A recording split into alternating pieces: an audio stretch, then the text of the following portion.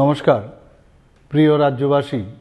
রাজ্যের সাম্প্রতিক বিধ্বংসী বন্যায় আপামর রাজ্যবাসী মারাত্মকভাবে ক্ষতিগ্রস্ত। ৩৩ জন নাগরিক প্রাণ হারিয়েছেন। ঘরবাড়ি, ক্ষেতের ফসল, গবাদি পশু প্রাণী, রাস্তাঘাট সহ ব্যাপক সম্পত্তির ক্ষয়ক্ষতি হয়েছে। রাজ্য সরকার ক্ষয়ক্ষতি পূরণের লক্ষ্যে জোরদার প্রয়াস অব্যাহত রেখেছে। তবুও আগের স্বাভাবিক অবস্থায় ফিরে আসতে আরও অনেক সময় লাগবে।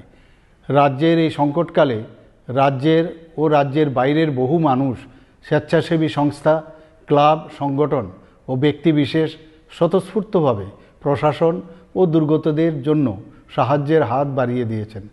রাজ্যের এই পরিস্থিতিতে এবার শারদোৎসব আসন্ন। উৎসব আমাদের জীবনের অনুষঙ্গ।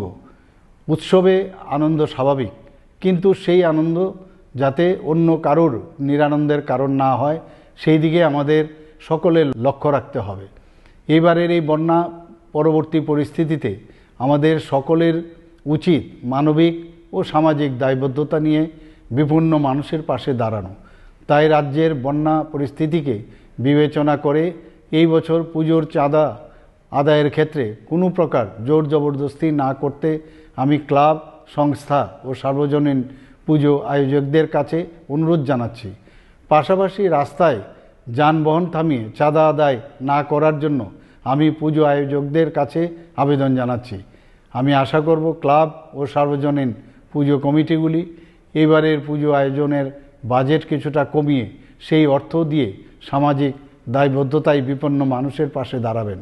সকলের সর্বাত্মক অংশগ্রহণের মধ্য দিয়ে আসন্ন দুর্গোৎসব শান্তিপূর্ণভাবে সম্পন্ন হোক এবং এই বিপর্যয় পরিস্থিতিকে কাটিয়ে আমরা আবার যাতে সকলে মিলে উৎসবের আনন্দে অংশ নিতে পারি, সেটাই হোক আমাদের প্রার্থনা। নমস্কার।